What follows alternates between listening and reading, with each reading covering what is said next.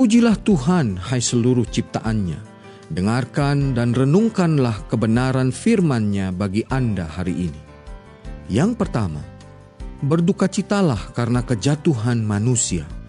Pasal yang keempat ini mengungkapkan konsekuensi yang mengerikan dari dosa Adam.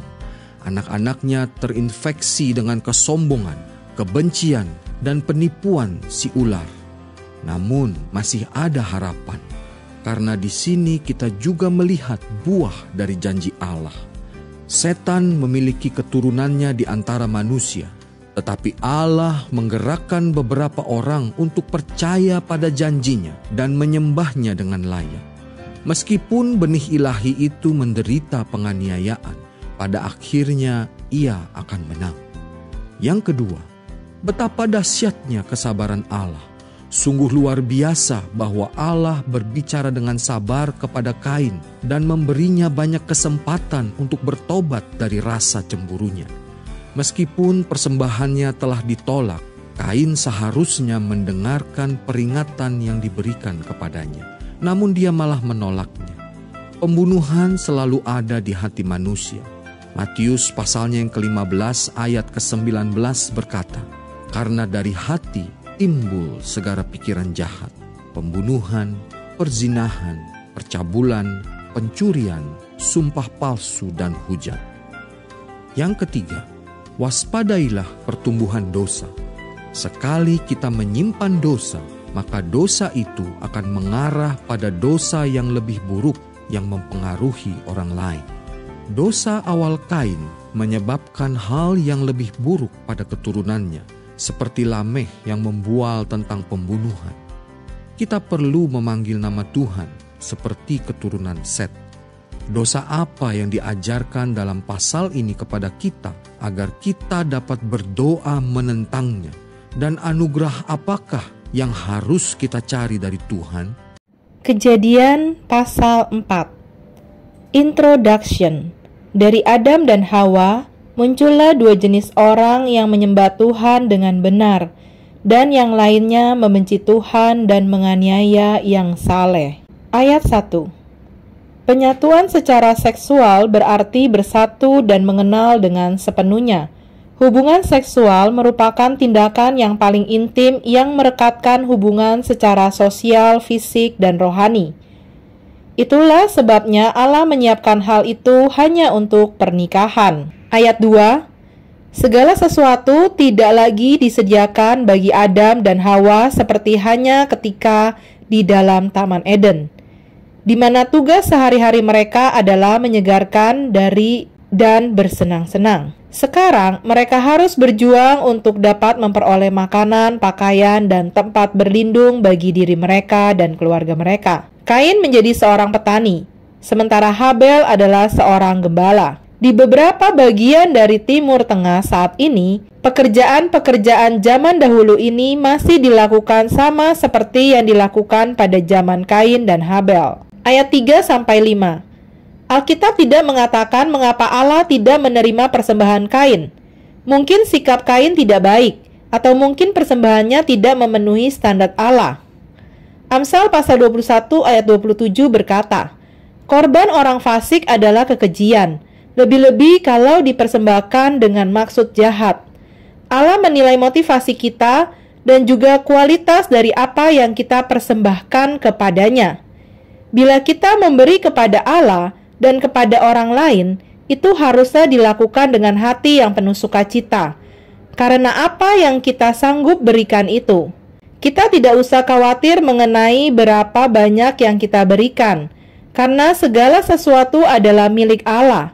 Sebaliknya, kita harus memberikan dengan sukacita kepada Allah milik kita yang terbaik, berupa waktu, uang, kekayaan, dan talenta. Ayat 6-7. Bagaimana reaksi kita bila seseorang berpendapat bahwa kita telah melakukan hal yang salah? Apakah kita berusaha untuk membetulkan kesalahan itu? Atau kita menolak bahwa kita perlu membetulkannya? Setelah persembahan Kain ditolak, Allah memberinya kesempatan untuk memperbaiki kesalahannya dan melakukannya kembali. Bahkan Allah mendorongnya untuk melakukan hal ini. Namun Kain menolak. dan sisa hidupnya merupakan contoh yang mengejutkan mengenai apa yang akan terjadi terhadap orang-orang yang tidak mau mengakui kesalahan mereka. Lain kali, kalau seseorang berpendapat bahwa kita salah, selidikilah dengan jujur diri kita dan pilihlah cara Allah bukan cara Kain. Ayat 7. Bagi Kain, untuk dapat mengatasi dosa yang sedang menanti untuk menyerang dan menghancurkan dia tentu harus meninggalkan kemarahannya karena iri hati itu, supaya dosa tidak mendapatkan tempat berpijak dalam hidupnya. Dosa masih menunggu untuk menyerang dan menghancurkan kita saat ini. Seperti Kain, kita akan menjadi korban dari dosa bila kita tidak menguasainya. Namun kita tidak dapat menguasai dosa dengan kekuatan kita sendiri. Sebaliknya, kita harus mencari Allah untuk menerima iman bagi diri kita dan mencari orang-orang percaya lainnya untuk menerima dorongan dan kekuatan. Roh Kudus akan menolong kita menguasai dosa. Ini akan menjadi peperangan seumur hidup yang tidak akan usai sebelum kita bertemu muka dengan Kristus. Ayat 8-10. Ini adalah pembunuhan yang pertama, mengambil nyawa dengan penumpahan darah manusia. Darah melambangkan nyawa. Bila darah diambil dari makhluk hidup, ia akan mati. Karena Allah menciptakan nyawa, maka hanya Allah yang seharusnya mengambil nyawa. Ketidaktaatan Adam dan Hawa membawa dosa masuk ke dalam kehidupan umat manusia. Mereka mungkin menganggap dosa mereka, yakni makan sepotong buah, tidaklah terlalu buruk, tetapi perhatikan betapa cepatnya sifat berdosa mereka berkembang pada anak-anak mereka. Ketidaktaatan yang sederhana dengan cepat memburuk menjadi pembunuhan yang jelas. Adam dan Hawa hanya bertindak melawan Allah, tetapi Kain bertindak melawan Allah dan juga orang lain. Dosa kecil telah mendapatkan jalan untuk berkembang tanpa kendali. Biarlah Allah menolong kita dengan dosa-dosa kecil sebelum dosa-dosa itu berkembang menjadi tragedi. Ayat 11-15. Kain dihukum berat karena pembunuhan tersebut. Allah menghakimi semua dosa dan menghukum dengan sepatutnya. Bukan karena ingin balas dendam, namun karena ia ingin mengoreksi kita dan memulihkan persekutuan kita dengannya. Bila kita dikoreksi, jangan marah. Sebaliknya, perbaharuilah persekutuan kita dengan Allah. Ayat 14. Kita telah mendengar sejauh ini hanya 4 orang, yaitu Adam, Hawa, Kain, dan Habel. Timbullah 2 pertanyaan. Mengapa Kain takut akan dibunuh oleh orang lain? Dan di mana ia mendapatkan istrinya? Adam dan Hawa memiliki sejumlah anak. Mereka telah diperintahkan untuk memenuhi bumi. Rasa bersalah dan ketakutan Kain karena telah membunuh adiknya sangat berat, dan mungkin ia takut akan reaksi dari keluarganya. Bila ia dapat membunuh, maka mereka juga dapat membunuh.